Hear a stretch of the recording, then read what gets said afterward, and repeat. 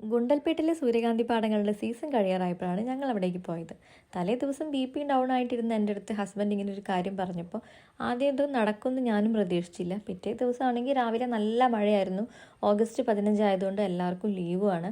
മഴ നോക്കി പോകണോ വേണ്ടേന്ന് കുറേ നേരം ആലോചിച്ച് നിന്നതിന് ശേഷം അവസാനം തീരുമാനം എടുത്ത് വരുമ്പോഴേക്കും രാവിലെ 11 മണിയായിട്ടുണ്ട്. നമ്മുടെ ഇവിടുന്ന്, അതായത് കോഴിക്കോട് നിന്ന് അവിടെ എത്തിപ്പെടാൻ കുറച്ചധികം സമയം വേണം. ലേറ്റ് ആയാലും പോകാം എന്നുള്ളതിൽ തന്നെ ഞങ്ങൾ രണ്ടുപേരും ഇറങ്ങി. പോകുന്ന വഴിക്കായിരുന്നു ബ്രേക്ക്ഫാസ്റ്റൊക്കെ കഴിച്ചിട്ടുണ്ടായിരുന്നത്. മഴ എന്ന് പറഞ്ഞിട്ടുണ്ടെങ്കിൽ ഒരിത്തിരി പോലും കുറവില്ലാതെ കണ്ടിന്യൂസ് ആയിട്ട് മഴ പെയ്തുകൊണ്ടേ ഇരിക്കുകയായിരുന്നു.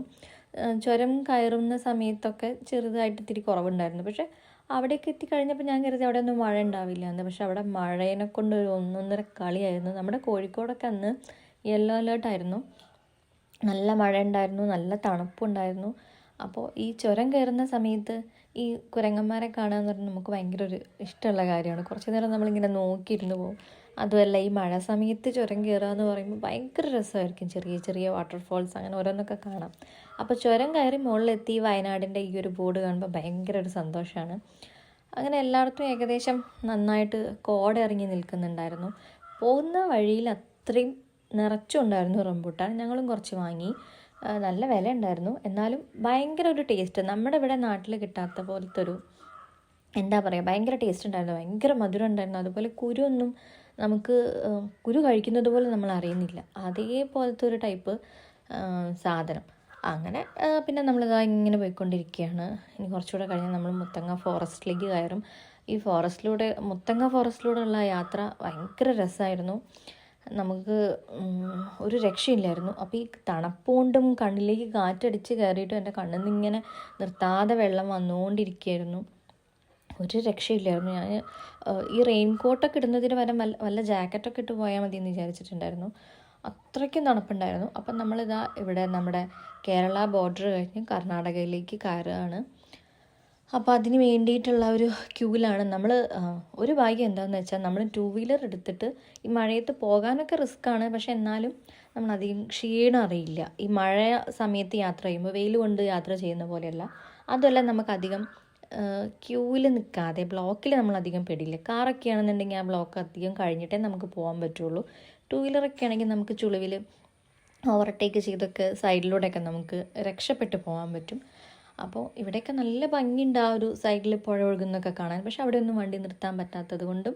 അപ്പോൾ അതിൻ്റെ ഇടയ്ക്ക് ഞങ്ങൾക്ക് ചെറുതായിട്ട് ഇങ്ങനെ ആനക്കൂട്ടത്തിനെയൊക്കെ കണ്ടു. അപ്പോൾ അതിൻ്റെ കൂടെ കുട്ടിയൊക്കെ ഉള്ളതുകൊണ്ട് അധികം നേരം അവിടെ നിൽക്കണ്ട, പെട്ടെന്ന് തന്നെ അവിടെ നിന്ന് മൂവ് ചെയ്യാൻ പറഞ്ഞിട്ട് ഫോറസ്റ്റ് ഗാർഡൊക്കെ വന്നതുകൊണ്ട് നമുക്ക് അവിടെ നിന്ന് വീഡിയോ ഒന്നും അങ്ങനെ എടുക്കാൻ പറ്റിയില്ല. നമ്മൾ പെട്ടെന്ന് ഇങ്ങനെ വണ്ടി പോയിക്കൊണ്ടിരിക്കുന്ന സമയത്ത് നമ്മളൊന്ന് നിർത്തി വരുമ്പോഴേക്കും ആ ഒരു ഭാഗം കഴിഞ്ഞിട്ടുണ്ടായിരുന്നു. അതുകൊണ്ട് തന്നെ എനിക്ക് ചെറിയൊരു സൈഡ് മാത്രമേ കിട്ടിയിട്ടുണ്ടായിരുന്നുള്ളൂ. അപ്പം നമ്മൾ ഗുണ്ടൽപേട്ട് എത്തുന്നതിന് മുമ്പ് തന്നെ ഈ ചെട്ടിപ്പാടങ്ങൾ അങ്ങനെയൊക്കെ ഓരോന്നുണ്ടായിരുന്നു. അപ്പോൾ നമ്മളവിടെ ഇറങ്ങി കുറച്ച് ഫോട്ടോസും കാര്യങ്ങളൊക്കെ എടുത്തു ഇങ്ങനെ നിൽക്കുമായിരുന്നു. അപ്പോൾ ഈ പാടങ്ങളിലേക്കൊക്കെ ഫോട്ടോ എടുക്കാൻ നമുക്ക് കയറാൻ വേണ്ടിയിട്ട് അവർ ടിക്കറ്റായിട്ട് 10 രൂപ അങ്ങനെയൊക്കെ പറഞ്ഞിട്ട് അവർ തന്നെ ഇങ്ങനെ എടുത്തിരിക്കുന്നുണ്ട്. ഒരുപാട് പേര് അവിടെ ഉണ്ടായിരുന്ന അത്രയും മലയാളികൾ തന്നെയായിരുന്നു. നമ്മളെ നാട്ടിൽ നിന്ന് പോയിട്ടുള്ള ആൾ തന്നെയാണ് എല്ലാം അവിടെ ഉണ്ടായിരുന്നത്. ബസ് വിളിച്ചും വലിയ വാനിലൊക്കെ ആയിട്ട് ഒരുപാട് ആളുകളുണ്ടായിരുന്നു. പിന്നെ അവിടെ ഒരു ചെറിയ പോർഷനിലായിട്ട് ഇങ്ങനെ സൺഫ്ലവർ കണ്ടു. അപ്പോൾ നമ്മൾ എന്തായാലും ഗുണ്ടൽപേട്ടിലേക്ക് പോകാമെന്ന് വിചാരിച്ചിട്ട് തന്നെയാണ് പോയത്. വലിയ പാടം ഉണ്ടാവില്ല അതാവുമ്പോൾ. അങ്ങനെ ഞങ്ങൾ അവിടുന്ന് ജസ്റ്റ് കണ്ടു. അപ്പോൾ നമുക്ക് ഓണം സീസൺ വരികയാണ്. അപ്പോൾ അതിന് വേണ്ടിയിട്ടുള്ള ഒരുപാട് പൂക്കളൊക്കെ അവിടെ നിന്നാണല്ലോ വരുന്നത്. അപ്പോൾ വാടാമല്ലി, ചെട്ടി, അങ്ങനെ ഒരുപാട് ഫ്ലവറൊക്കെ അവിടെ ഇങ്ങനെ സെറ്റായിരിക്കുന്നുണ്ട്. അങ്ങനെ ഞങ്ങൾ കുറച്ചുകൂടെ ദൂരത്തേക്ക് ചെന്നപ്പോൾ അവിടെ അന്വേഷിച്ചപ്പോൾ അറിയാൻ പറ്റി മെയിനായിട്ടുള്ള വലിയ പാടങ്ങളൊക്കെ ഏകദേശം ഉണങ്ങി ഇതായിട്ടുണ്ട്. അപ്പം ഇനി നമ്മൾ മെയിൻ ഗുണ്ടൽപേട്ട് ഉള്ളോട്ടുള്ള ഏരിയയിലേക്ക് പോയിട്ടുണ്ടെങ്കിൽ കാണാൻ പറ്റില്ല എന്ന് പറഞ്ഞതുകൊണ്ട് നമ്മളധികം ദൂരം പോയില്ല. അവിടെ വഴിക്ക് വെച്ച് ഇതേപോലെ വലിയൊരു പാടം ഉണ്ടായിരുന്നു, അവിടെ ഇറങ്ങി. അവിടെയാണെങ്കിൽ ഒരുപാട് പേരുണ്ടായിരുന്നു ഫോട്ടോ എടുക്കാനൊക്കെ ആയിട്ട്. അപ്പം നമ്മൾ ഇതിൻ്റെയൊക്കെ ഇടയിലൂടെ നടക്കുമ്പോൾ മെയിനായിട്ട് ശ്രദ്ധിക്കേണ്ടത് ഈ പൂവിലൊക്കെ പുഴു, അങ്ങനെ വണ്ട്, അങ്ങനെ ഓരോ സാധനമൊക്കെ ഉണ്ടായിരുന്നു.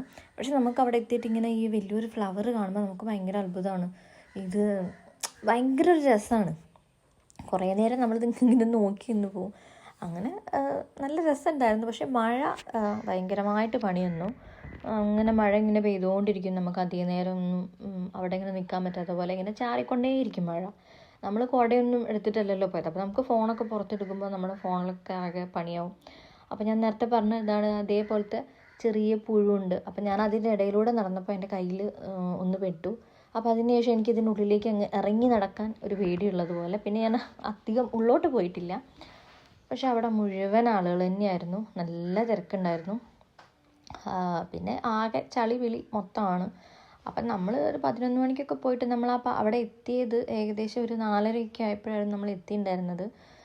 പിന്നെ തിരിച്ചു വരുമ്പോഴേക്കും ഇരുട്ടി തുടങ്ങി. ചുരമൊക്കെ ഇറങ്ങുമ്പോൾ ഭയങ്കര ഇരുട്ടാണെങ്കിൽ നമുക്ക് കുറച്ച് റിസ്ക് ആയിരിക്കും. എന്നാലും നല്ല രസമുണ്ടായിരുന്നു. പ്രത്യേകിച്ച് ഞാൻ പറഞ്ഞ പോലെ ഈ ഫോറസ്റ്റിലൂടെ, മുത്തങ്ങ ഫോറസ്റ്റിലൂടെയൊക്കെ ഉള്ള ഒരു യാത്ര ഭയങ്കര രസമുണ്ടായിരുന്നു. അങ്ങനെ നമ്മൾ ബോർഡറൊക്കെ കഴിഞ്ഞു. പിന്നെ അവിടെ നിന്നൊന്നും നമ്മൾ ഭക്ഷണം കഴിക്കാൻ നിന്നിട്ടില്ല. നമുക്ക് നമ്മുടെ നാട്ടിലെത്തിയിട്ട് ഫുഡ് കഴിക്കാമെന്നുള്ളത് കൊണ്ട് നമ്മൾ അവിടെ നിന്നൊന്നും കഴിക്കാൻ നിന്നിട്ടില്ല. ഞാൻ ഈ വീഡിയോ എടുത്തുകൊണ്ടിരിക്കുന്ന സമയത്ത്, വീഡിയോ എടുക്കുമ്പോഴല്ല വോയിസ് ഓവർ ചെയ്യുന്ന സമയത്ത് ഒരുപാട് നേരം കാക്ക ഇങ്ങനെ കരഞ്ഞുകൊണ്ടിരിക്കുന്നുണ്ട്. അപ്പോൾ ഓഡിയോ ക്ലിയർ ആയിട്ട് അങ്ങനെയല്ല, ഡിസ്റ്റർബൻസ് ആയിട്ടുണ്ടെങ്കിൽ സോറി. അപ്പോൾ നമ്മൾ പോകുന്ന വഴിക്കാണ് നമുക്ക് കുറേ മാനിനെയൊക്കെ കണ്ടിട്ടുണ്ടായിരുന്നു. തിരിച്ചു വരുന്ന വഴിക്ക്, പോകുന്ന വഴിക്ക് അങ്ങനെ ആരും കണ്ടിട്ടില്ലായിരുന്നു. നമ്മൾ ആനയെ മാത്രമേ കണ്ടിട്ടുണ്ടായിരുന്നുള്ളൂ. അപ്പോൾ തിരിച്ചു വരുമ്പോൾ കുറേ മാനുകൾ കൂട്ടത്തോടെ നിൽക്കുന്നുണ്ട്. അങ്ങനെ കൽപ്പറ്റയൊക്കെ എത്തിയപ്പോഴാണ് ഞങ്ങൾ ഫുഡ് കഴിക്കാൻ വേണ്ടിയിട്ട് കയറിയത്. അപ്പോഴേക്കും ഫോണൊക്കെ ഡെഡായിട്ടുണ്ടായിരുന്നു. അതുകൊണ്ട് അതൊന്നും എടുക്കാൻ പറ്റിയില്ല. അവിടെ നിന്ന് ചാർജ് ചെയ്തിട്ടാണ് പിന്നെ വീഡിയോസും കാര്യങ്ങളൊക്കെ എടുത്തിട്ടുണ്ടായിരുന്നത്. അങ്ങനെ അവിടുന്ന് ചുരമൊക്കെ ഇറങ്ങി നല്ല ലേറ്റായി. വീട്ടിലെത്തുമ്പോൾ സമയം ഏകദേശം 11 മണിയായിട്ടുണ്ടായിരുന്നു. നമ്മൾ ഇരുന്നിരുന്നിരുന്നിരുന്ന് ഊരയുടെയൊക്കെ നമ്മുടെ പുറത്തു നിന്നൊക്കെ വല്ല മിന്നൽ ഇങ്ങനെ വെട്ടുന്ന പോലെ ഭയങ്കര പെയിൻ ഉണ്ടായിരുന്നു. ഒരു രക്ഷയില്ലായിരുന്നു. എങ്ങനെയെങ്കിലും വീടെത്തിയാൽ മതി എന്നൊക്കെ തോന്നിപ്പോയി. നമ്മൾ ഈ 2 വീലറിൽ പോകുമ്പോഴുള്ള ഏറ്റവും വലിയ ബുദ്ധിമുട്ടാണ്. പക്ഷെ എന്തൊക്കെയായാലും നല്ലൊരു എക്സ്പീരിയൻസ് ആയിരുന്നു. വീഡിയോ ഇഷ്ടപ്പെട്ടാൽ ലൈക്ക് ചെയ്യാൻ മറക്കരുത്. സബ്സ്ക്രൈബ് ചെയ്യാതെ വീഡിയോ കാണുന്ന ഒരുപാട് പേരുണ്ട്. ദയവേതൊന്ന് സബ്സ്ക്രൈബ് കൂടെ ചെയ്യുകയാണെങ്കിൽ വലിയ സന്തോഷം. അപ്പോൾ താങ്ക്സ് ഫോർ വാച്ചിങ്.